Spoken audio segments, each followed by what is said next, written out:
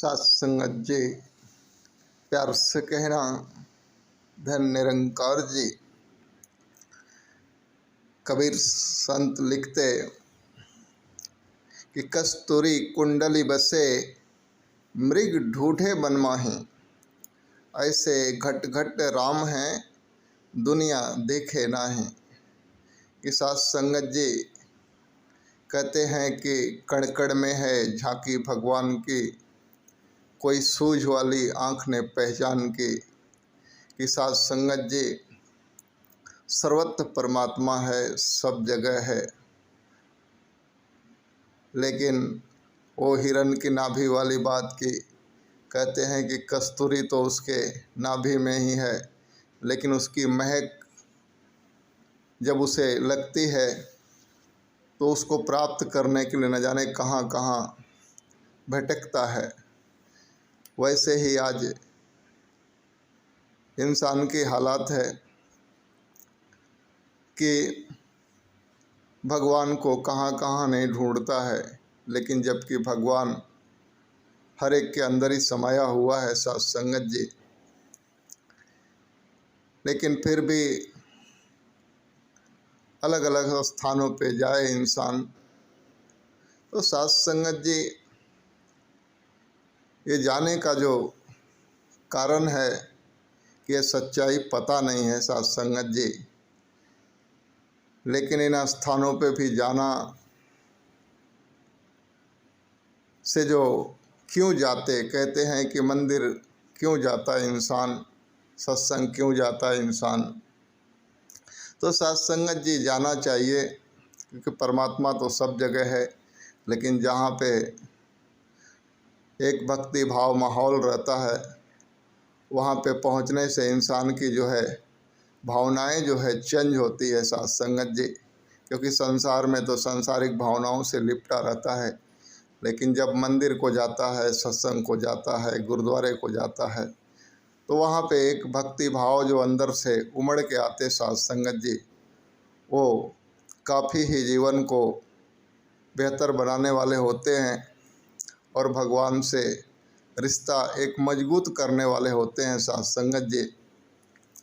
लेकिन बात आती है कि सात संगत जी मंदिर जाता, सत्संग जाता, लेकिन फिर भी अगर जीवन में नहीं बदलाव आता, एक जीवन सुंदर नहीं बन पाता, तो उसका एक ही कारण होता है कि आदतों में बदलाव नहीं लाता इंसान।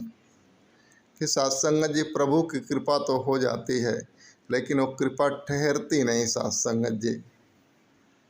तो एक कहानी भी आती है कि एक जगह एक संत जो है अपने आश्रम पे प्रवचन करते, तो सात संगत जी उन्होंने देखा कि एक सत्संग के पंडाल के थोड़ा ही बगल में बैठ करके एक जो है कि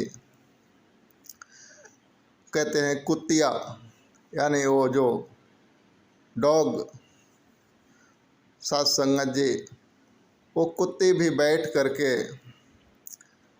सुनती सात संगत जी। तो महात्मा की दृष्टि पहुंची कि भाई ये जानवर है, फिर भी जब भी सत्संग होता है ये यहाँ पे आके बैठती है। तो महात्मा बहुत ही चमत्कारी संत थे,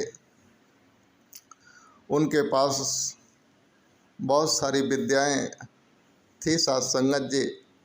उन्होंने एक दया भाव करके कहते हैं कि एक कमंडल से जल छिड़क करके उस कुतिया को भी एक सुंदर स्त्री बना दिया सात संगत जी।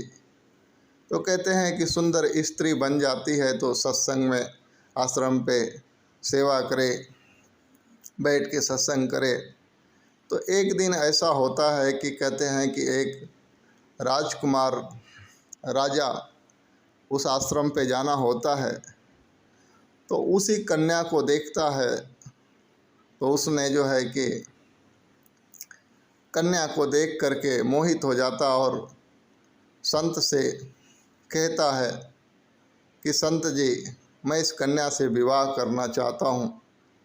संत ने सोचा इसका तो अहो भाग्य, बोले ठीक है कोई इतराज नहीं है। सात संगत जी राजा का विवाह उस कन्या से हो जाता, वो राजमहल में आके रहने लगती।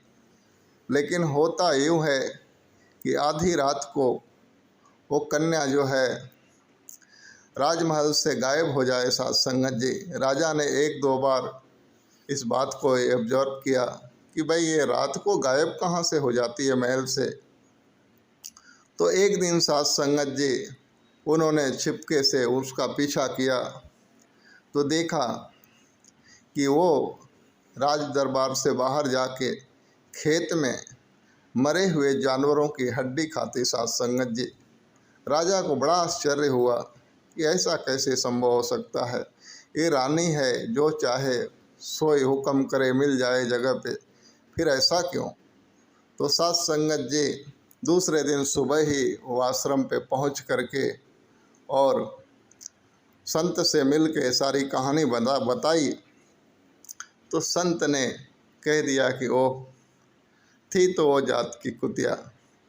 तो साथ संगत जी कहने का भाव है कि वापस उसको जो है राजा निकाल देता है और वापस महात्मा जो है वापस उसको वही कुतिया ही बना देते। साथ संगत जी, तो कहने का भाव है कि सद्गुरु की कृपा होती है, परमात्मा की दया होती है तो हमारा जीवन बदल जाता है। साथ संगत जी, लेकिन हम हमारी आदतों को अगर नहीं बदलते हैं तो वापस हमारी आदतें वहीं उठा के फेंक देती है जहाँ से हम उठे होते हैं। साथ संगत जी, तो आओ जो सच्चे बादशाह हमारे जीवन को बदला है तो हम भी हमारे अपने आदतों को बदल करके एक सुंदर सा जीवन जी पाएँ। साथ संगत जी, प्यार से कहना, धन निरंकार जी।